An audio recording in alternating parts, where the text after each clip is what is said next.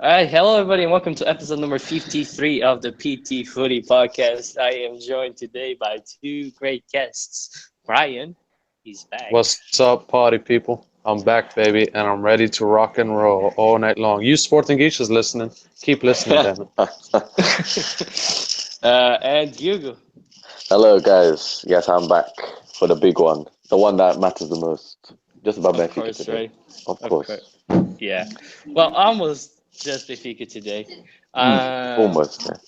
Yeah, we got to touch upon a couple things. First of all, I want to talk about the forest fire that happened in Portugal. That was really, really sad. Would like to send our condolences to the victims, and this what happened just can't be repeated because there were some issues of just bad communication involved. So we need to get that going, people. And yeah, pretty much wanted to talk about it from the start. All right, but now let's get on to Portugal not helping what just happened there. And they tied against Mexico. Quaresma and Cedric scored for Portugal. Their lineup was the following: Patricio, Cedric, Pep, Fonte, Guerreiro, William, André Gomes, Moutinho, Nani, Quaresma, and Ronaldo. Hugo, just real quick, what did you think of the game? And these lineups got to change, right? Yeah. Oh, definitely. Annoyed, especially annoyed after conceding in the last minute. But when I saw the starting lineup straight away, and I think it wasn't just me, it was most people, seeing players like, well, I can count about 6 players that probably should start that are on the bench. I thought straight away that someone like Bernardo Silva should have just started. André Gomes is not good. The game itself, before we go into like managers' options, the game itself, the first half was appalling. Appalling. I'm going to say Benfica. See, I'm thinking of Benfica now. Now, Portugal could not get the ball. Like I was hearing the commentators from Sport TV and from RTP, sorry, and they were completely right. Every time Portugal had the ball, Mexico had at least 2 or 3 players pressuring our players straight away. We kept losing the ball. We could not string 3 passes together. It was so poor. Second half, we were better though. Second half, we were better. But I was disappointed. Yeah. I know a draw is not bad, but I was disappointed. Yeah. Well, let's get quickly into Fernando Santos, and I know a lot of people, especially Sporting, just defend William, but that guy pisses me off every time he's on the football field because he was goddamn useless the whole game. It looked like he wasn't there. He didn't want to be there. He was just around. That's absolutely crazy in my opinion, and that was terrible. Moutinho playing is kind of okay, but I still wouldn't take it. Moutinho only played because he scored the 2 free kicks against Cyprus. I know. That's why I was so annoyed that he scored. I was like, no, we're gonna have to deal with this guy now. But yeah, the Andre Gomes playing on the wing is the most ridiculous thing a manager can do, and especially during this bad run of form, you put him out on the wings. But that's what he did during the Euro as well. I know, but it's still stupid. It still stands as ridiculous. And just Nani as well. In Quaresma, questionable. I know Quaresma had a good game, but it's still questionable. I just find it stupid how players, and yes, I'm going to talk about Pizzi, how players like Pizzi, how players like Bernardo Silva, like André Silva, how are these guys, Danilo, how are these guys not playing? Like, I don't have explanation, to be honest. Like, Fernando Santos just thinks that these more experienced players should just play over the new talents coming through, and it's really annoying. Like, we saw how better Portugal played for about 10 minutes with André Silva on the pitch, even though I don't like him. He played better. Gelson came on, he did all right. He did the assist basically for the second goal. Well, actually, that was Herrera. Big man Herrera. Big shout out to that guy. No, but it's just annoying. I don't know why Fernando Santos just prefers to play these old players all the time. It was kind of like at the Euro, the guy was starting with Ricardo Carvalho for like 3 games in a row before he opened his eyes. Like, this guy is stupid sometimes. I just hope he doesn't get a free pass because he won the Euros, because that's not going to stick. At least not with me. And 2018, I mean, next year, we're going to see obviously Moutinho and Nani and Quaresma are going to get called up. What I don't want to see is them starting. That's what I really don't want to see. I want to see, I want to see Bernardo Silva. I want to see Pizzi. I want to see players that are in form. Like Pizzi doesn't get into the World Cup next year, I wouldn't be surprised. But the way that he played this season, it's incredible to me how he doesn't get a starting spot in this team, especially when the first thing that I was noticing is how much they lacked that connector into the striker position. Like there was no connection between the midfield and the attack. So midfield was crap. Yeah, so I think we really could have used them, and I find it really stupid that we didn't go with Pizzi and Bernardo and Andre Silva.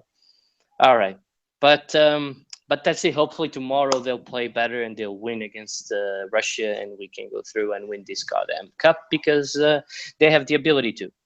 But all right, if he chooses the right players. Yeah, which is key. All right, but now let's get into it. Let's get into the real good stuff. Let's talk Benfica. Don't talk emails. Don't talk, any of the stuff. We'll get into that in a little bit. So right now, I just want, and we'll start with Brian because he's been quiet. Your thoughts on the season, Brian? Oh, overall, it's a really good season. We won 3 trophies. 2 major ones. I don't count the Supertas too much as a major trophy, but for the first half of the season, we looked unstoppable for the most part. It was even like, I remember parts where we played Guimarães in the Taça de Liga, and we played our second team. Yeah. And then it was that joke where like our second team is the second best team in Portugal. and then after that, we slipped up a bit. But I mean, you can't complain about the season other than the Taça de Liga, the Champions League. If we could repeat this season again next season, I'll gladly take it. Yeah, I always love a cup and league double. It was a great season with a lot of injuries again. With a old centre back starting, even though I love Luizão and I think he had an amazing season, but he is much older than most centre backs in our league. No Grimaldo for most of the season. No Jonas. Key players missing. But I think Rui Vitória did a great job. He really proved his worth this season, especially. He proved that he could handle the pressure in first, because I think we was in first after the 5th round, obviously until the season ended. So we held the pressure off. I know it's just a great season, in my opinion. Right. You expand on that. I fully agree.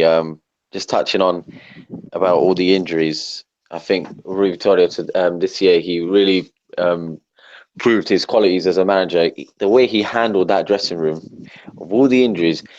I mean, I remember in the Champions League, we had no strikers. We played Besiktas with Servi and Gedge up front, Imagine we had strikers, we'd effing destroy them. Yeah. He did so well we had so much injuries in such key positions. Brian said Grimaldo, even though Eliseo played really well, obviously Grimaldo in form is much better than Eliseo. Loads of players. I'm thinking Mitroglou was injured for a long time. Jimenez started off really well, scored against Sporting, scored against Setúbal, and then he got injured. Then Mitroglou came back in. Oh, there's loads of things, and then obviously all the wingers were injured for a period of time.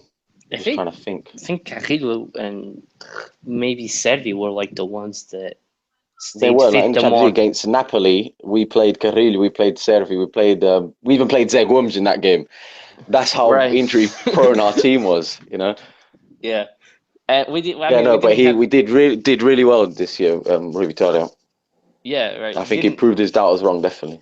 Didn't have Jonas for most of the season. It's crazy. Yeah. Jonas was a bit forced. That's why they kind of forced him back too soon. Yeah, against Nacional, I remember that. But I mean, this team, with everything that was happening around them, they managed to shut down and just focus on themselves. And they really, they didn't play the best of football, but they were the better team throughout most of the season. Let's not forget, if we don't have that poor run in January, we run away with the league. Porto don't even get close to Benfica. We don't. If you don't tie against Boa Vista, the way that game happened. If we don't lose to Setúbal, we run away with the league. We run away with the league. We were the better team throughout the whole season, and the thing with Rio Vitória and these teams that I love is that no matter who's on the pitch, they believe they can turn the game around. Remember the game against Setúbal? We were absolutely terrible, poor as hell. In the last minute, there was a penalty that could have been called on Carrillo. Like that team just never gave up, even until the last minute. They were fighting against Boa Vista. Completely different 11. Joke, but yeah. And all those games, because I focus on some games, and those three to me are key, both against Boa Vista and that against Setúbal. First of all, Porto wouldn't even gone close to tying that game up if they played Boa Vista, losing 3-0 at home. They wouldn't. They probably would have lost big time. And this team, they turned it around and they almost won that game. And then the second game, the title was already decided. They play a whole different 11. They're losing 2-0, and they turn it around in 20 minutes and get 2 goals. And I'm telling you, if that goal happens in the 80th minute, Benfica wins the game. Because that's how the way the game was going. You know what else? Yeah. Sorry to cut you off, Peter. Sorry. Kevin mentioned about a month ago, it could have been longer, that he thought Benfica's players didn't connect too well with Rio Vitória. I don't know why he said that, but to me, that's the complete opposite. I think these players fight for Rio Vitória. Somebody made a great tweet, I can't remember who. They said Rio Vitória might not be the best manager tactically, but these players will go to war for him. And from what he says, the fans will go to war for Rio Vitória. And you see that on the pitch. You see how much they fight for their coach because they want to do it for him, And I think that makes a big difference. Like against Boa Vista, against other teams, you clearly saw that. Yeah, and I mean, it happened last year, Académica was all hard. Rio Ave was all hard. Moreirense in the beginning of the season, I don't know if you guys remember, we won 3-2, was all hard. And this season, it was exactly the same thing. It was a lot of games were won by heart. And it just shows that this team might still have their issues. And they do, especially playing against weaker sides. Vitória still doesn't know how to tactically push them, but mentally he knows how to do it, and eventually it ends up working out 99% of the times. Before I move on and talk about the squad and all that, there's something that I want to touch upon, and I know that a lot of Benfica fans that will probably that are listening to us will agree with us, is that the fact that some people don't credit Vitória's work enough in the Champions League in Europe, because while we may doubt his tactical abilities against smaller teams, whenever he goes up against Dortmund or Napoli or Besiktas or Dinamo Kiev or all those teams that are equal and a little bit better and a little bit better than Benfica, we always play really well. I mean, if you discount that game against Dortmund, that those 7 minutes, that's what's been happening. Like, if you guys think about it, whenever Benfica loses in the Champions League, it's mostly because there's like a few minutes of the where the players there's a period of just in Napoli we conceded about 3 in 15 minutes. And it's crazy because the team played really well. Not just in the Champions League, in the league too. The league as well. When we concede, it's our team just Taça da Liga against Moreirense. That was like 2 quick goals. So but what do you think? What do you guys think? 2 years in a row, made it out of the group stage. That hadn't happened in years. How much credit are we giving to Vitória here? Well, I give him a lot of credit. I know I was upset with some of the results this year, especially the 2 draws against Besiktas, because we didn't deserve to draw either of them. No, but he's done well. I always think back to the games against Bayern Munich, both. Like the one in the Allianz was one of the best games I've seen from Benfica tactically. I know we lost. I don't like Vitória's Moraes, as they say, but it was really, really good. Because we conceded in the second minute, and do you know how hard it is to get a team to completely focus again and be like, okay, we conceded to one of the best teams in the world, but calm down. Exactly. Yeah, and it was really good. I mean, I heard so many people say this, that we did so well, the players did so well to just get down and pretend it was still 0-0 or something. and we could have took our chances, but we know the referee didn't give us a penalty, but we won't go into that. Yeah, and I mean we had our chances. John has missed a few chances that some other day he wouldn't have missed that It game. reminds me, you said about the Dortmund game, that period of 7 minutes we conceded about 3 goals as well. Before that, those goals happened. Do you remember the chance Servi had? Servi. Yeah. Now imagine he took that chance. Would the game would have ended differently? Perhaps. Of course it would have. But yeah, I wanted to touch upon this because I got a few guys talking to me and saying that there's people that don't credit Vitória enough, and I just wanted to remind those that don't credit him enough what he's done for us. And I know there's still a lot of people that want him out today, but I think it's at this point like what else can a guy do? I mean, he's never gonna be JJ. The terms where the teams you can look at it. Yeah. Sorry, you can look at it like this because I also give him a lot of credit for not just taking us in the Champions League 2 years in a row, taking us through, winning 2 leagues in a row. But anyway, when you look at JJ, JJ's always had great Benfica teams. His first season at Benfica, we got Javi Garcia, Saviola. Obviously, it was Pablo Aimar's second season, but you still have Pablo Aimar, Ramirez, Cardozo, great players. Di Maria, and every year, we had. Yeah, and every year we continued with that. You had the next season we got out Witz was 2 seasons later. We always had very good players. Yet we only made it past the group stage once. In his 6 seasons. In 8 seasons in a top 3 club, 6 with Benfica, 2 with Sporting, he's only made it once still. Yeah. Only made it once. Well, actually, let's cut that down to 7 because his first season with Benfica was Europa League and not Champions League. So in 7 seasons, he only made it once. That's a terrible record for a manager who usually gets to spend a lot of money, or his club gets to spend a lot of money, Sporting as well, because Sporting invested heavily last season, and they still couldn't make it out the group, mind you. Yeah. What's that? And they still are. So, I'm not saying Rui Vitória is better than JJ. They're 2 very different managers. I don't think you compare them.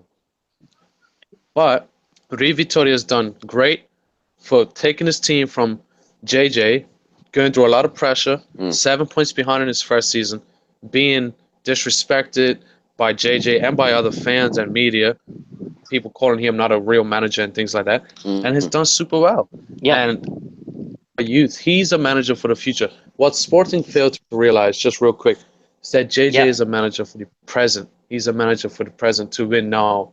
Rui Vitória is a manager who is winning now, but he's also a manager for the future, and that's why I'm happy we have Rui Vitória. Definitely. Yeah. I agree, and like I was saying, Rui Vitória isn't JJ in the terms where this team isn't going to be spectacular on offense until Jonas leaves. As soon as Jonas leaves, these Benfica teams are going to be completely different. I think we're going to see a 4-3-3. We're going to see Lima back, innit? Right, we might see Lima back, we're signing players that fit a certain system. Like Felipe Augusto this season, in January, he's a player that to me screams 3-man midfield. For example, I'm giving an example. I'm talking, Danilo is also one of the guys that screams 3-man midfield. No, I don't think Benfica should buy him. I know. We have to give 15 million right now. I know, but I'm saying that we had him. Okay. Krovinovic is a number 10. He's a guy that plays on the 3-man midfield. He said he prefers number 8 though. It's fine, but I'm just trying to tell you is that we're signing players that fit a different role, and I think that until Jonas is there, we play the 4-4-2.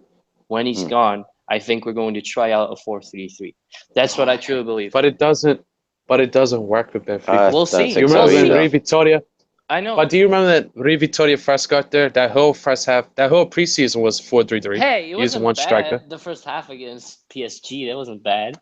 Oh, please. Yeah, that's true. But then in the Supertaça, I believe we used 1 striker. Yeah, but we lost. Supertaça was actually a decent game as well. But I didn't watch the Supertaça against Sporting, so I can't comment. That was a good game. Carrillo fouled Gaetan inside the box. I won't forget that. It was a penalty. Yes. But the reason why that 4-3-3 didn't work is because we lost Lima. Because I don't know if you guys watched the game against PSG, but I remember that game perfectly. And it doesn't matter. We played really well. It doesn't matter who PSG, we're playing at that point. That's because we're looking at the team, and those guys played really well. And Limba was actually linking up with everyone really well. So I mean, I don't want to say, for example, to me a 4-3-3 Mitroglou is not going to work. A 4-3-3 with Jimenez might work. Mitroglou needs help. Yeah, but if we get another striker, and there's a really good guy on Twitter that I follow him. I absolutely love his thoughts. He's a true Rui Vitória believer. And he said, and I know that a lot of people are giving crap to Seferovic, but I trust this guy. I really do. And he said that Seferovic is a player very similar to Lima. And if that is true, really? we might see a 4-3-3 working. What he's saying is that he's just lacking the goals, but the ability and the playing style is there. So I think we might see that progression into a 4-3-3. If it's gonna work, I don't know, but I'd like to see it, and maybe it'll be different. Because thinking about it as well, in Champions League terms, a 4-3-3 is needed like 99% of the games. Let's be honest. So, we also need to be competitive in Europe, and because compare Benfica's midfield to Bayern's. I know that we played well. I know that we played really well, but they have a 3-man midfield with Vidal, Javi Alonso, and I don't remember who the other guy was. Somebody help. Thiago, was it Thiago? I think it was Thiago. Yeah. Right. So you can compare Feza and Renato, or Renato and Pizzi, I don't remember who played that game, to a midfield of Javi Alonso, Arturo Vidal, and Thiago. So maybe we'll see that 4-3-3 come in play. I don't know. Well, yeah, Rui Vitória did say this next season that he was thinking of changing all the tactics and everything, innit? Yeah, that's what he said on Benfica TV. And thanks for. But you just see like certain clubs like Port, they love that 4-3-3, and whenever they change it, it seems like it doesn't really work. And it's weird because they have the players. But I feel like Benfica's similar. If we don't play what we're playing now, I mean, it probably takes. If he starts in this preseason, it might work out if he figures out which team fits best. But like you said, you got Jonas, and we've got so many strikers. So it's like 3 of them's going to be sitting bench. I think we want to try that 4-3-3 for special occasions, and then we might turn it next season. Like, I don't believe this upcoming season we're going to see the 4-3-3 often, but maybe in 2 years we will. It all just depends if Jonas leaves or not. But Hugo, thank you for reminding me of that BTV interview. There's something there that I discussed here previously, but with the Portugal guy and the Sporting guy, it really works super well. Something that I found extremely interesting about Rui Vitória saying that, all right, we got a player that was the best player in the league last year. He scored the most goals in the league last year, and this year he only played 1/3 of the season. So what are we going to do to make him step up? We got to give him some new objectives. And he said, when I was looking at Jonas, I just told him, be decisive, make the key pass, make that key goal. Don't worry about catching up to Bastos. That's never going to happen. Think about being the one that helps the team to win the game. Now, how important is this, for a manager to even realize that he can't treat the same player the same way he did last season? That's a very good question. Yeah.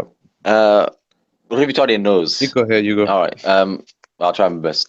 Rui Vitória knows that Jonas is like Benfica's most influential player. I know you can argue Pizzi as well, but like you said, when Jonas is not on the pitch, it's completely different. We could play a completely different style, everything. I think he knows that Jonas is the best, and then he just tells him, it's hard to get my words out here because Jonas is a player, it's really hard. I know what Rui Vitória is trying to say, but when you try to explain it, what he's trying to say is basically, I don't know. I can't really, Brian, give us some help. I'm here. No, about like what Rui Vitória is trying to instruct Jonas to do. Yeah. Well, it's basically because it's like kind of like what we brought up. He probably won't be scoring 30 goals again. No, exactly. He probably might. Well, I think he could still reach 20 because he got 15 this year and he barely played. Yeah. So, but anyway, the point is this. Players, just like center backs, when they lose the speed, they have to become more game aware. Jonas now has to know he can't be as selfish in shooting, maybe, or like trying to run past the player, but just opening the game up more. Playing as almost as a number 10, but not as a number 10. You know what I'm saying? Because he Yeah. still has to score goals. And that's what I love about So it's Jonas. just a different role. I think next season is going to be Jonas's last season, more than likely. Yeah, I don't think he'll reckon stay as well. one more. yeah. I think So I think he accepts that, and he just wants. I'm sure Jonas just wants another title. He could go away with a tetra himself, if I'm not mistaken. We will have the yeah. penta. I think Jonas will have the tetra. Yeah. The 3. Right. Yeah, This Tetra, will yeah. be his 4th season. Yeah. Yeah. If we win it next year, it'll be his personal tetra. Let me Right. have a Yeah. look. So I think that's what's important for players. They want to just keep winning, especially when they get at that age where they know it's difficult to win, depending where they're playing. Yeah. So, these players have to learn. Like, just like Julius Caesar, the goalkeeper, he had to understand that Ederson was the best goalkeeper, and he knew he had to Yeah. sit back and Yeah. wait for very few opportunities. Yeah, but know? that's like the thing. That's like the thing, though, that I wanted to emphasize that's where Vitorio's work, because if that happened with I don't want to say that Nuno wouldn't be able to handle it the same way, but or JJ. But the truth is that Rui Vitória is a real manager. I mean, those guys that didn't work out for him. All right, let's have a look. Bilal Cheek, guy went out like every single day. Tarapt, we all know what happened with him. Jurisic, we all know his deal. So like the guys that didn't work out with him are ones that are practically unplayable. They don't have the locker room chemistry. They don't care about the club. Because if you think about it, everybody else, he seems to work with them. He seems to be able to get them going. So I just wanted to point that out. The Rui Vitória factor is very important. And that's And that's what it comes back to. Like I said, yeah. You want No, me I to was go gonna say first? that's what it comes back to when when it comes back to the players will fight for him. I mean, Julius Caesar was crying when we won the league. Yeah. And it's like he barely Yeah. played. Yeah. So it proves, like, obviously Rui Vitória must have sat down with him personally and been like, look, we know how important you are, but it's time for you to maybe take a step back. And the players they love the guy. You can clearly see that. I think that's what, call corruption, call emails, what you want. What separates Benfica from the rest is that we focus on ourselves and that we have such a chemistry. These players are like a family. And you see that on these videos that they go out together, they always listen to music. They're Hey, really but like a family, and they fight for this manager.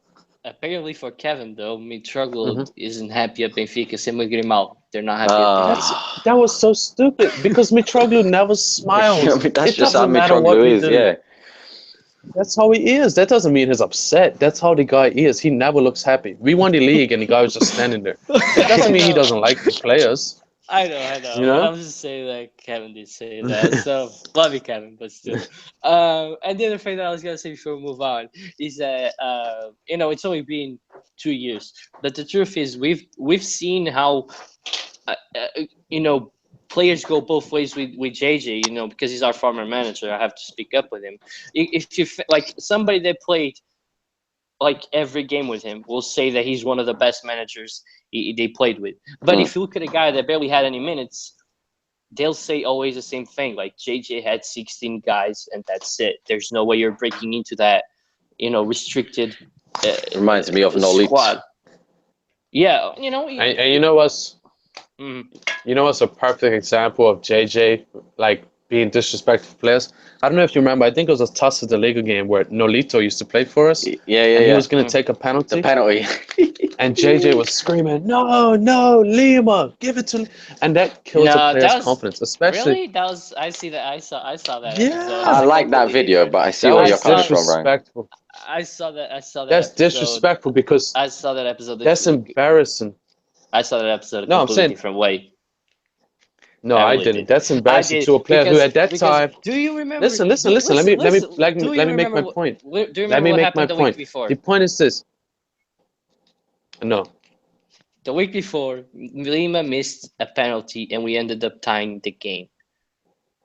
And in my personal opinion, what he was trying to do was set Lima, he was trying to give confidence to Lima, like, no, he's the one that's going to score that penalty. He needs that penalty. I personally, I see it that way. I can see where you're coming from, though, but honestly, I see it that way. But Nolito was also very low in confidence at that point because Nolito had a great start to the season. JJ started sitting on bench. You could see Nolito was starting to become unhappy at the club. Yeah, but who's more And important? when something like Nolito or that Lima? happens, I mean, who's more important to you, though? You gotta what, know you're Nolito going to scored manage. 9 goals in like his first. I know, he but broke Nolito was Xavier's record. but huge. Nolito wasn't gonna Nolito- Nolito wasn't gonna play. You know that, guys. Come on, Why not? because it's JJ. He preferred I mean- Bruno Cesar over bloody Nolito, Exactly. man. That's my point. And both of them left. That's exactly what my point is with JJ.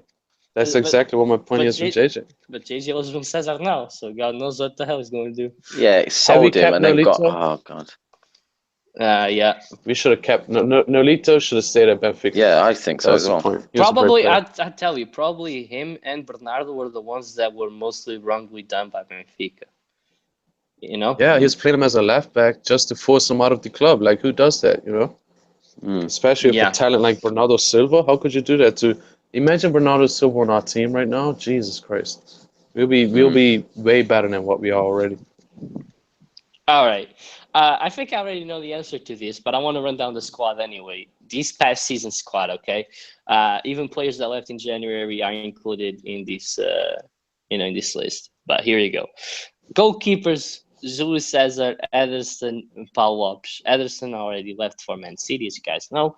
Pedro Pereira, Nelson Semedo, André Almeida, Luizão, Calaisa, Jardel, Lisandro, and Lindelof, that was sold already. Eliseu, Hermes, Grimaldo, Feiza, Samaris, Filipe Augusto, Celis, Danilo, Horta, Pizzi, Salvio, Carrilho, Servi, Zivkovic, Rafa, Mitroglou, Jonas, Raul, and Guedes. Was this team, prior to the start of the season, what you guys think it was going to be? Do you guys think that this team, when they were, starting out the year, that they were going to be champions again? I did, of course. I thought so too. Of course. I felt confident in this team. All right. But I was surprised at some of the choices along the seasons, like dropping Horta and stuff, because that guy started out brilliantly. Well, Horta was an we injury already as know well. how that I know, but I felt sorry for But him he in a should way. have played more. Yeah, I agree.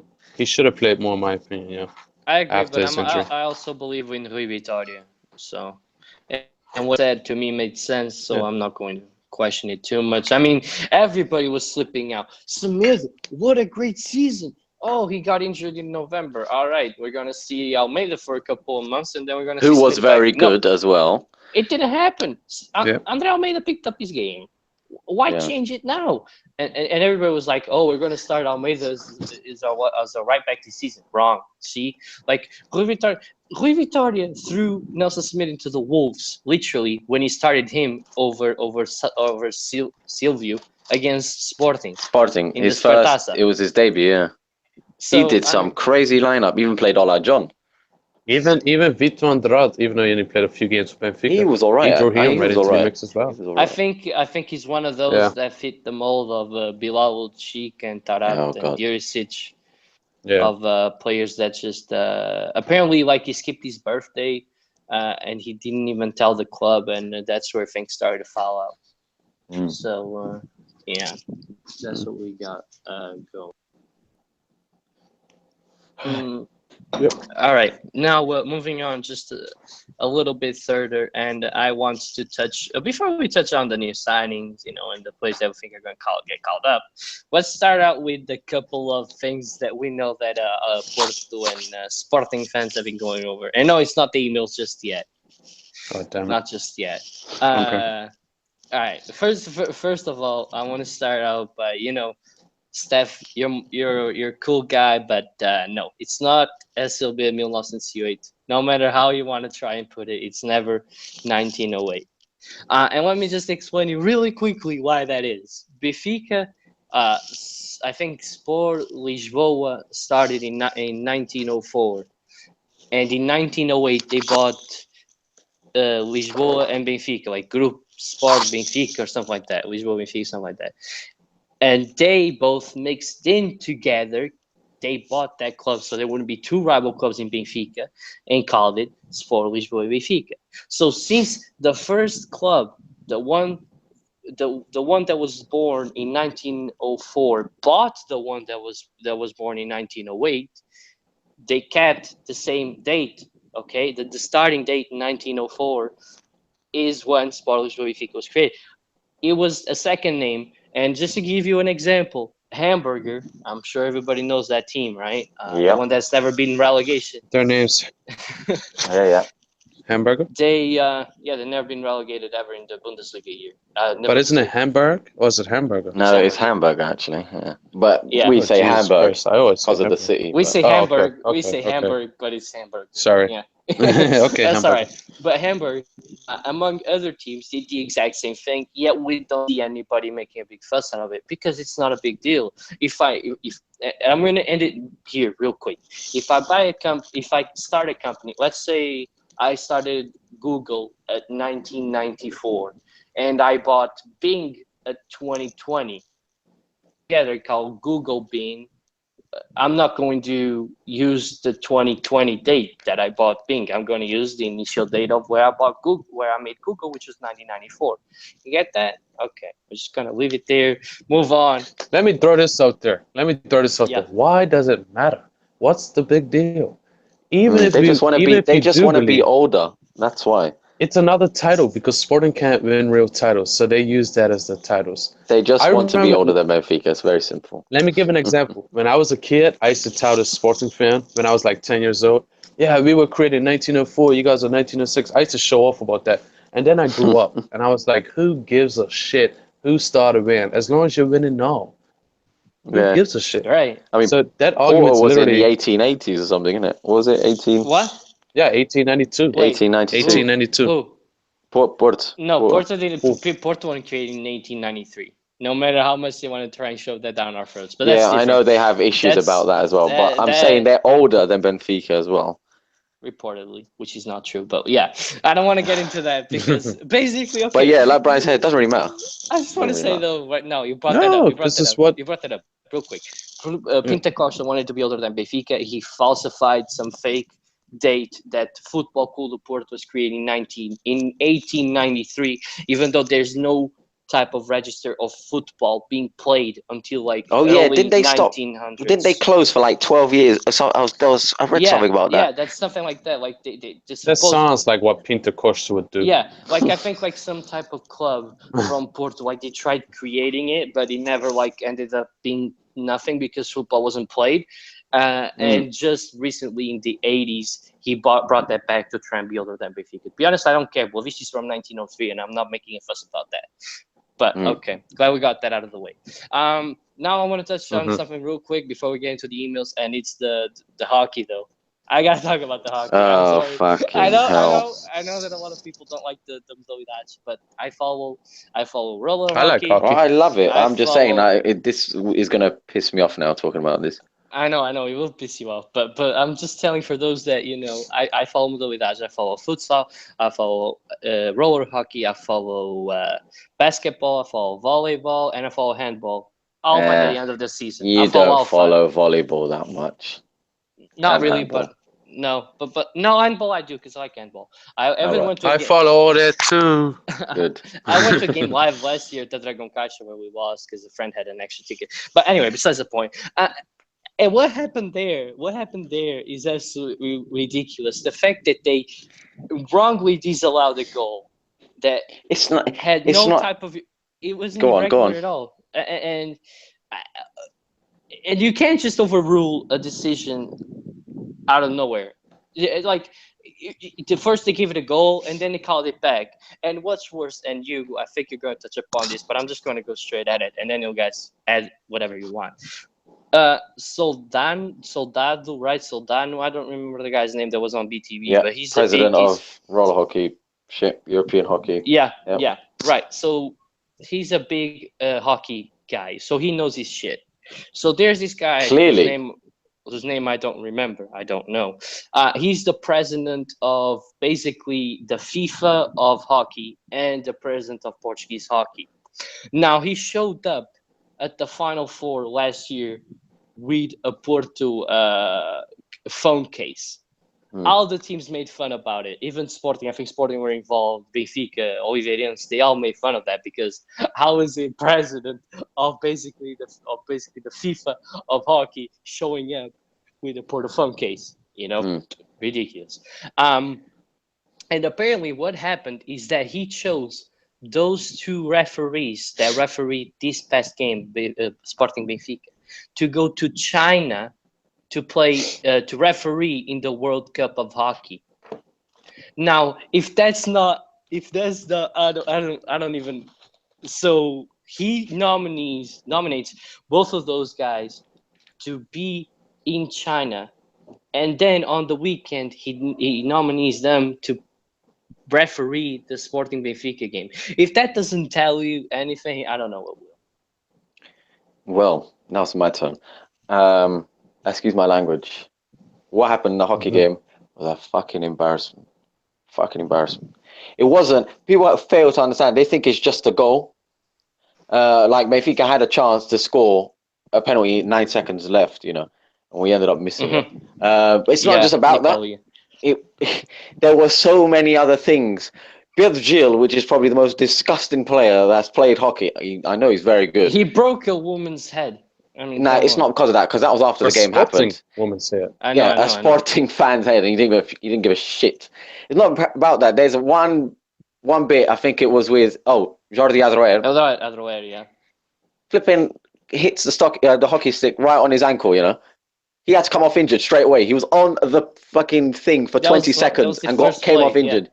Yeah. It wasn't just that goal.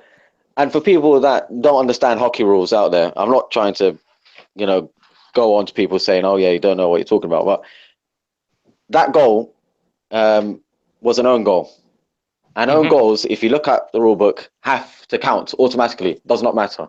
Okay, it looks like it was a handball by Jean Rodrigues, and it looked like he didn't even touch it with his stick, but no, it was an own goal. And apparently, I watched a report on Benfica TV about it. The guy said, Benfica, I forgot his name. He said that Giron, which is the goalkeeper, oh my God, acknowledged. He moved. Oh God. Well, no, sorry, he said no, not about the free kick. I'll come on to that. No, he said that Giron acknowledged that it was an own goal, and so did the player. I forgot what his name is. I think the guy's name was something Beat. Was it? Yeah. Is that one? Apparently, they both acknowledged that was an own goal. But what can they do? They're not going to tell the referee to give a goal, are they? But yeah, it was much more things than that goal. That thing I just told you about Piotr Gil. The penalties. The amount of times Giron came out of the thing. Did you see that? He came off. That's blue straight away. Yeah. Okay. And obviously it's his second offense though, because they right before he moved. He did it 3 times. And then he does even worse. And they don't even call it. Like, that's just crazy. Didn't say the thing that annoys me the most is that Nicolia should have stopped and should have said something. He just took it. This is what I was saying to my dad. I was like, why didn't he say something? He should have stopped. This reminds me of. Well, I'm not even gonna fucking talk about it. It reminds me of the Europa League final when Beto was coming out. Cardozo and Rodrigues, they didn't stop. They didn't stop. They should have said, "What's he coming out for?" It's the player's fault in a way. But imagine if Sporting didn't have Giron, because everyone knows he's a fantastic goalkeeper. He starts for Portugal national team. Very good goalkeeper, but an arsehole. Like Beto. But, that way they would, even worse. He would have got blue. They would have had to play with someone else, or they would have been down. Oh, that game annoys me. There's a compilation of the videos about 5 minutes long about everything that happened in the game. People think it's just the goal. But like our manager said as well. Yeah, exactly. And our manager said, Benfica, listen to what he said. This guy's a gentleman. He said, we have got decisions in our favor many times this season, as well as against. Okay. But never have I seen a goal take away a league title. That was something that's never happened. That was unique in Portugal, that happening. Like I said, it was not just penalties, a whole constant game. So many things. For me, Benfica won the championship. It wasn't Porto. I know. What Porto win? And for those Benfica tricampeão in that. No problem. and I don't know if Sam and Kevin are going to listen to this, but they came at me. They came at me saying, "Oh, during the season, whenever Porto or Sporting got robbed, this in football, obviously, No. You said we should have taken our chances. You know what I just said? Benfica won 23 games, 2 ties, 2 losses. Exact same thing as Porto. They just didn't let them win the 23rd game. That's completely different. If you're talking to me that mid-season Benfica got robbed, I'm like, hell, what the hell? There's still like 20 more games. They need to do better. But if you're telling me in the last 15 seconds of the game, you score a goal and it's ruled off for no freaking reason, then I'm talking about it. Yeah, but what about 2 weeks ago when Porto played Sporting at home, and Sporting they drew the game to make it 4-4, I think, or something. The goal went in, the ball went in, and the referee said, "Oh no, it didn't." To keep Porto in the title race. Yeah. It's a joke. So listen, that's the little alliance working there. You know, I'm sorry, I have to say it. That's the alliance. No, that is the alliance, because Sporting didn't even care, and obviously they weren't fighting for anything. But they didn't even care. Sporting fans, just to throw this in, I agree with everything you guys are going to say, so I'm not going to repeat what you guys just said because I 100% agree. What I will say is this: after that hockey game finished, and obviously Porto got the championship, Sporting fans were so happy. I know, and they finished fourth. So happy. Let me tell you, this is why Sporting is a small club. I don't care what anyone says. When you're happy that a rival won the title, even if those against another rival, that means you're a small club. You're the Tottenham of Portugal. And if you that's the honest opinion. If they won the game, I had no problem with them celebrating because you beat Benfica and you robbed them of the title. But you tied the game. You didn't even win. So why would you go out there and celebrate like you won a freaking title when you won nothing? You finished 4th place. Because as long as Benfica don't win. Yeah. I was gonna say. No, go ahead. I was gonna say, and with Bruno Carvalho spending millions in this modalidade, he's spending millions of euros in the modalidade, and you're not winning shit. And he's spending a lot of money into it. It's not like Benfica where they're self-sustained.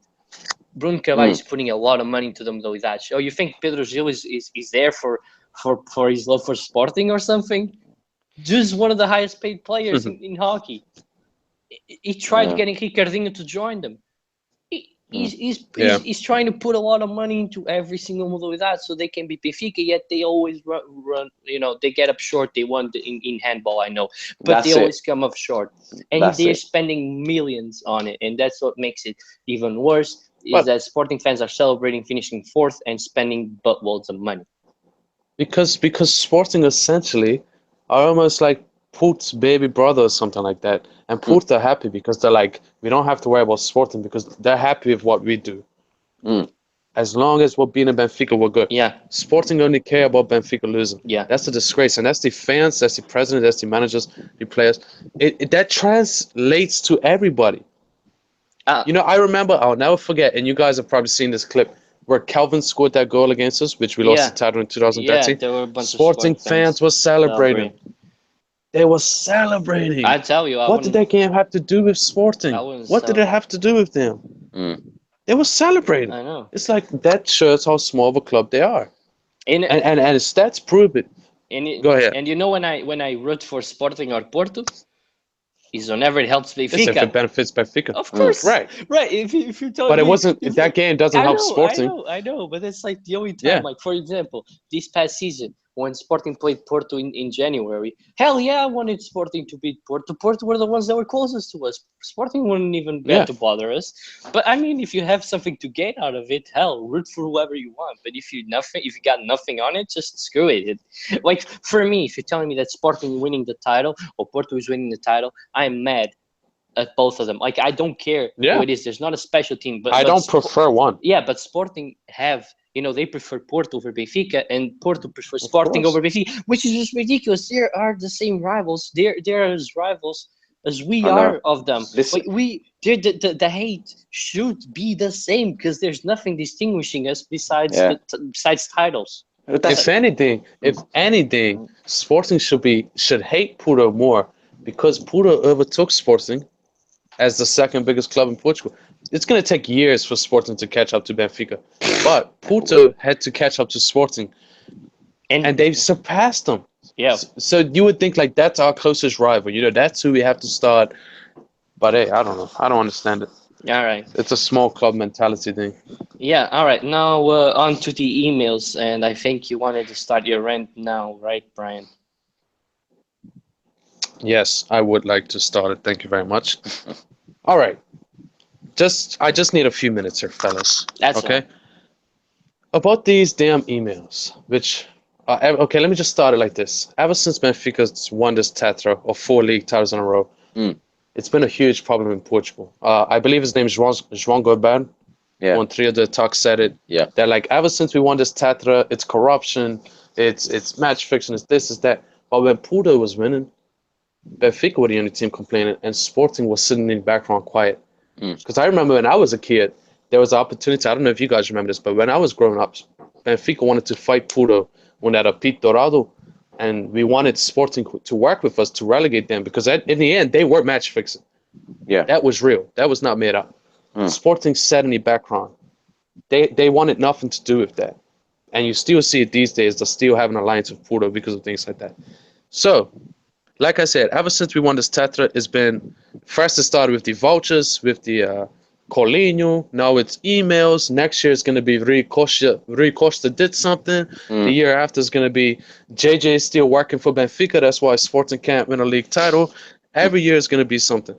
I have some stats that I know you guys have seen, and I know Sporting and Porto fans have seen, but they don't want to look at it because it makes them sick to know what the truth is. The truth is this.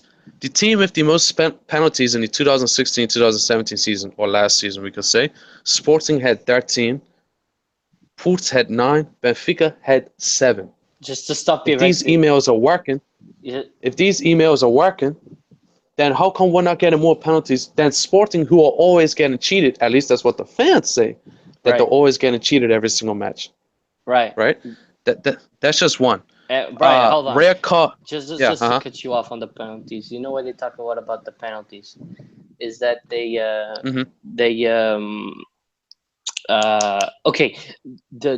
percentage of where they actually score is incredibly low. It's much less. It's Benfica. Exactly. Benfica has, you said, 7 penalties, right? 100. Yeah, we scored 100%. They go 7 out of 7. And what they fail to realize is that they have way more penalties than us. But since they don't score them, they forget they even exist. So sorry about that. I just wanted to butt in and mention that. No. I'm glad you brought that up. On to my next stat. Rare cards in the team's favor. So this is rare cards that helped Porto, Sporting, or Benfica. Teams against Porto got 9 rare cards this season or this past season. Sporting, only 2 teams had gotten a rare card. And Benfica, only 1 team had gotten a red. I'm not sure which team. You guys might be able to help me. I can't remember that. But I'm sure 1 team got it. What was that? But it wasn't much. It was in the last minute. Something like that. It might have been because... No, it was Tondela, I think, is when Andre Almeida suffered a penalty. And then Jonas scored. And I think it was second yellow for that. Something like that. Yeah. So we only played 1 minute. Or not even a minute. Against 10 men. Yeah. 30 seconds or something. And that's my next.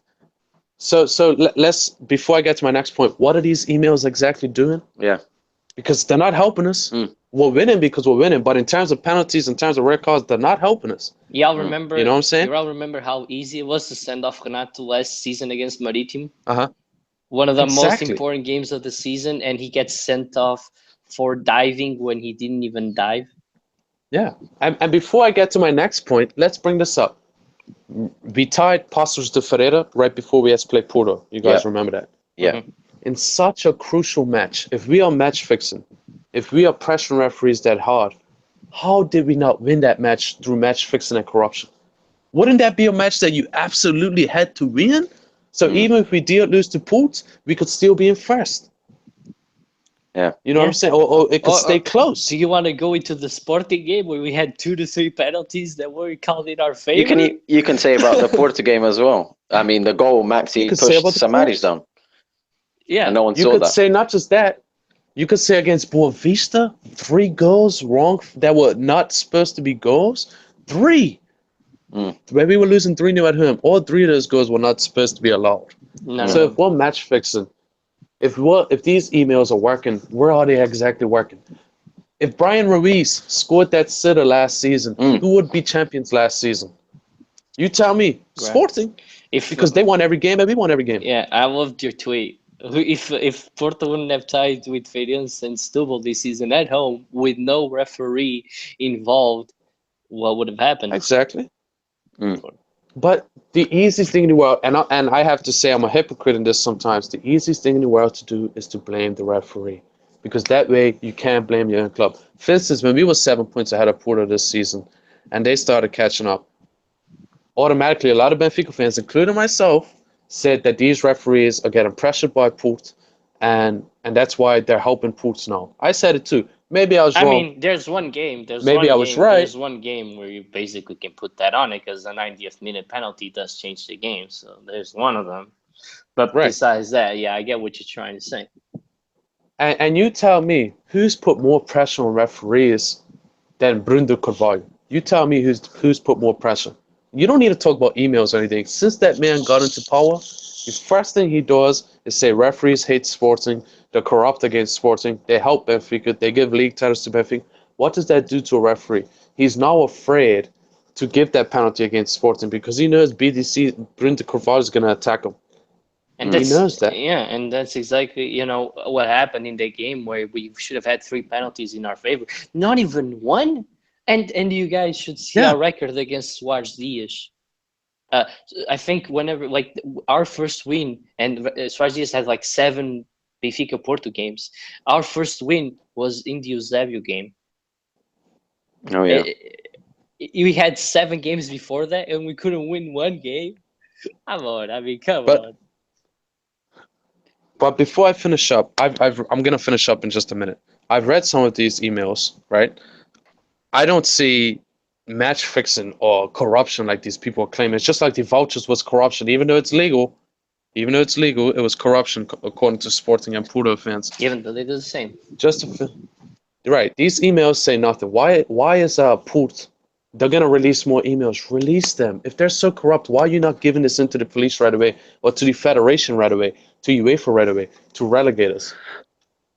Because it's nothing there. It's nothing there. So what they have to do, they have to build this campaign of brainwashing and telling Port fans, we're not losing because we're garbage. We're losing because Benfica corrupt. Some of these Port and Sporting fans have only been watching football for a few years. Some of these young ones, right? They don't even know about Apito Dorado and how real that was and how Port should have been relegated. That was real match fixing. That wasn't pressure. That was match fixing. They got deducted. I know Peter the other day, this guy on Twitter, you said, oh, they wasn't found guilty because of this. They were deducted 6 points. That's found guilty in my book. If you're deducted 6 points or any sort of points for match fixing, you're guilty. That should be relegation, not deduction. That's the difference. These Port fans talking corruption about us. What was Port before Pinto Costa got there? What was Port compared to Benfica and Sporting? How did that change so quickly? Look at these stories in the 90s when Eriksson was at Benfica. He would tell you these stories. Anybody would tell you these stories. My final few stats real quick. The minutes that Port, Benfica, and Sporting had against 10 man, Port had 284 minutes. Sporting had 100 minutes. That's a whole game in 10 minutes. Benfica had 1 minute. Once again, what are these emails doing? Right. What are these emails doing? Because it's not helping us. Anyway, that's what I'm gonna finish with. All right. We still got a couple minutes, so I'm gonna add on to the emails. I've read some of these emails, and there's no context to it whatsoever. Nope. I've got no way. Like, how is it saying that, for example, Hugo Miguel is a very good referee? What's the problem there? Oh, this guy's a very good ref. This guy's a very good ref. And you know what? Supposedly in those emails they asked to change a referee's grade. Guess and nothing what? happened.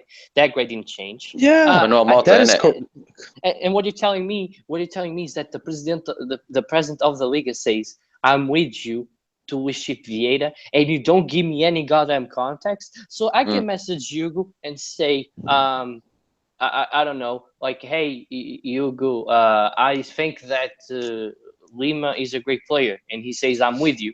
and I take that clipping of an email of him replying to me saying, I'm with you, to say, hey, look, he just said that he's with me in corrupting referees. And the guy on BTV said two things that I really liked. First of all, what you're doing is incredibly illegal, and the Porto guy is releasing personal messages live on TV. He hasn't been arrested, and what the other things is that he's releasing sheets of paper. There's no, like, we don't even know, assuming that the emails are real, right? But if we think, but there's a possibility that some of them aren't, or that some of them are even adulterated, because there's sheets of there's sheets of paper. Everybody can edit an email. Everybody. With a little bit of programming, Word, Bro, Paint, do your shit. some of these Photoshop pictures look 100% real. So how can they not change emails? Of course, even if it is real, there's no context of match fixing there. Nope. Like you said, they are hanging on to nothing. You see how they are begging for something to happen. You see how them. Go ahead, you go. They've been calling us the wolf, the octopus. Mm-hmm. And then I was hearing loads of Benfica commentators saying, this octopus is very rubbish. What is this octopus doing? You know, in those emails, they were talking about Mari Figueiredo, you know, the one that was president of the Liga before Proença. No, before Luís Duque. Yeah. Before Luís Duque. And then they were saying how they were working together. He supported Benfica, blah, blah, blah. But what the antis, Sporting and Porto fans haven't realised is that can you still hear me? Yeah, Mm-hmm. Oh yeah, sorry, someone was trying to call me. Apparently they failed to realise that Luís Vieira has the most suspensions he's got was under Mari Figueiredo's leadership. And he got so many. But under Proença and stuff, he's had some. But under Mari Figueiredo, he he's loads. also a lot more quiet. But Luís Vieira is much more quiet now, you know. Yeah, and listen, Luís Vieira just says, "Get on with it. There's no point talking about this. Yeah, it's nothing." And the thing is that Mari Figueiredo was absolutely alone at one point of his, I think in his last year, on his tenure, he was absolutely alone.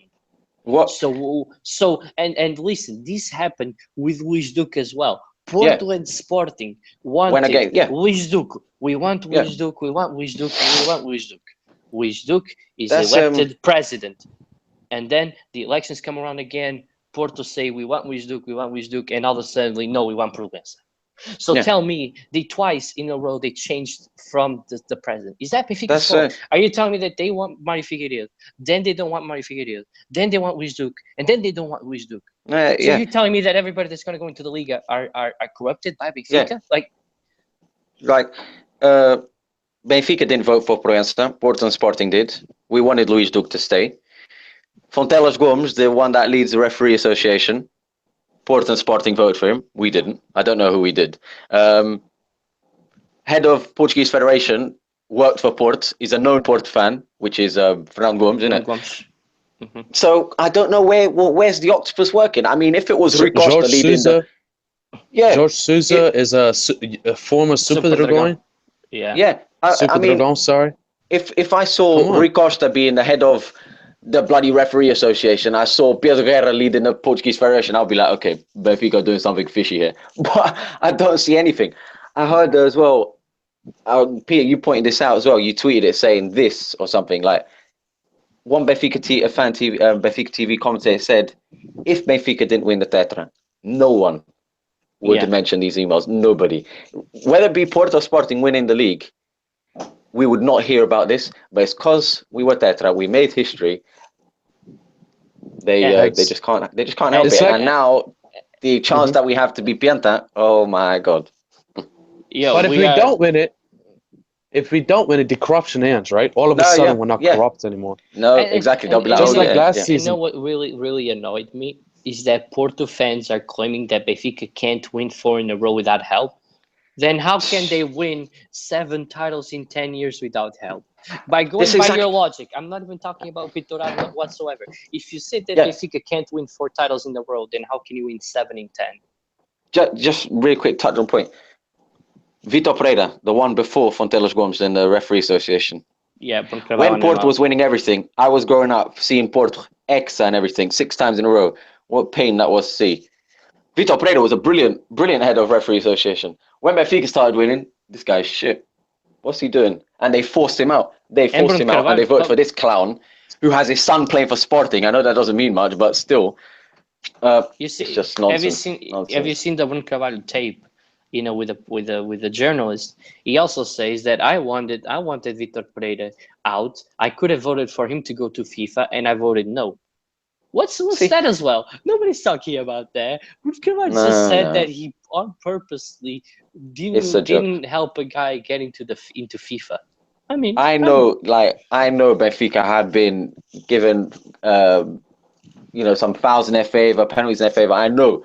But we've also had the same amount. I don't care what people say. I can bring up a list the next podcast I'm on of Porto and Sporting games that they won with referees' help. It happens, okay? They mentioned about the video app that's going to come in. What's the point? That's not going to change anything. That's not going to. We saw it in the Taça Portugal final. It was fucking useless.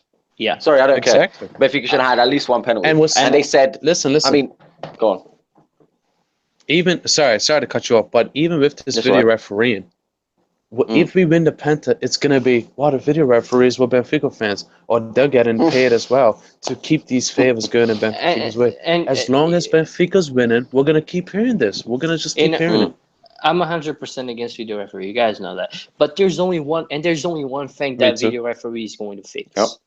Offside goals. That's the only thing it's gonna fix, because penalties, it's still the referee's final decision. You know, everything else will stay the same. The only thing that won't change is that the replays are going to be so clear that it's offside that they cannot, continue that and give it a goal. That's the only thing that's going to change. So to me personally, what I would like, goal line technology, leave human mistake on. Stop goal line. That's all I wanted. Goal line technology. Stop it there. Video referee. I know it can be good, yeah. But it's not gonna. It's still going. It's gonna be even worse. It's gonna be even worse. It kills the flow of the game. Error. Yeah, that's what my dad says. Players don't want to celebrate. He's like, at the end of the day, okay, the referee that's on the pitch, all right, he doesn't know if it's a penalty, yeah. And then in a Taça final, Jorge Sousa and Artur Soares Dias are watching, yeah? Mm-hmm. Imagine Jorge Sousa says, it's a penalty. Then Soares Dias is like, no, it's not. What's going to happen? At the end of the day, it's still another referee deciding it, and he might not think it is. But everybody else will say it is. You know what I mean? And especially the handballs. The handballs are going to be... The handballs as well, that's another big one. Yeah. So, I mean... Goal line technology is the only one that works properly. That's it. Yeah, and the only other thing that you could do would be replace a linesman to a robot that could tell offsides. That would be generally the only two get rid of referees, just put robots, Yeah, I mean, because it gets to a point where there's nothing else that we can do. But, I mean, I think we pretty much covered everything video ref related. I don't think there's even anything else. No, apart from the fact that we had to listen for weeks. That Porto and Sporting fans said we were going to lose the Taça final because video referee was just going to expose Benfica and I don't know. Yeah. Well, we just like we're definitely not winning the title next season because of video refereeing. Oh, I can't wait to see the excuse next season. I can't wait. Last year, Sporting came up with the vouchers. Hey, do you guys... Sporting came up with the emails. Next year is going to be Braga talking about some letters or something. But do you guys remember when JJ's first season at Sporting, they were so amazing. They were winning so many things. They was going to win the title for sure. And the minute Benfica took first place, the league was corrupt again. Yeah, but the whole time before that, the league was perfectly fine. The thing is, Jorge Jesus and Espírito Santo and Nuno said this year that Benfica deserved to win the league. But the fans, they don't accept the manager's opinion. Okay, fine then. They both said that Benfica were a worthy winner. So, all right. So before we move on, because it's 2 or 3 more minutes of podcast. God damn it, I forgot it again. Oh, and there we go. The celebrations, legal celebrations. I really hope that Club Vitória finds a way to practice that with his players. I know it's never going to be 100% accurate, but players are going to be scared of celebrating goals, and that shit's going to piss me off. Yeah. And I really hope that Rui Vitória can find some type of way to calm his players down whenever there's a goal and they end up not giving it. That is key. That is very important. There's two more things that I want to talk about, and then we'll move on. And end the podcast. The other thing that I wanted to say is that 2011 is Campeonato do Túnel. 2010 is the Campeonato That's do Túnel. 2000. 2013 is the Campeonato do Eusébio. The big Campeões, I don't believe there's anything on that one. 2 years ago, it was Colinho. about... Right, Colinho. So, Túnel, Eusébio, Colinho, vouchers, emails. What do you What's think next? Jorge Jesus is saying? They want to take away 3 league titles from him. What do you think he's I saying? would love to. Exactly. I would love to. He's hear- probably saying to Bruno Carvalho, "Stop! I won them." You know. Yeah. I would Imagine what he would absolutely- look like with only 1 league title. Because when Yeah, we I won would- with in 2010, we were just amazing. You know, we were really yeah, good. I wanted to. I wish he would come out and tell it. You would be like, "Oh, shut up." He's fed up Yeah. of being there. I'm telling you. Yeah. All right. So Yeah. really quickly, guys, and 3 minutes, real quick. Benfica Mhm. signed a couple of players, and I mentioned 2 players that I believe are going to get called up. I'm just going to say the 2 players that I think are going to get called up, and you guys agree. Okay? If you guys agree or disagree. Mhm, mhm. All right. So I believe João Carvalho and Ruben Dias are both going to get promoted to the A squad. Yes. I hope so. Well, who did you say, João Carvalho? Yeah. I'm hoping to see Diogo Gonçalves as well, I don't know. We'll see. who I think is the Depends- best B team player at the moment. Yeah, but depends on how Preseason many at least. wingers. Preseason. Yeah. Preseason at least. Yeah. Yeah, but then it depends on wingers and how things Ruben go. Dias would be interesting. I know people prefer him just because of that video as well, of him in the dressing room motivating his teammates. But Calais as well. I'm not just basing it on the game I against don't like against Kalisa too Boavista. much. I think he can be very good. He's only 18. The guy's huge. still young. The guy's Yeah, huge I'm not gonna as well. judge him. Yeah, it's 50-50 among Benfica fans, but I'm not too bothered. But I like to see both of them up. Both of them preseason, then we'll Yeah. see what Rui Vitória thinks. Yeah. So Benfica signed André Pinto, I believe, for the B team.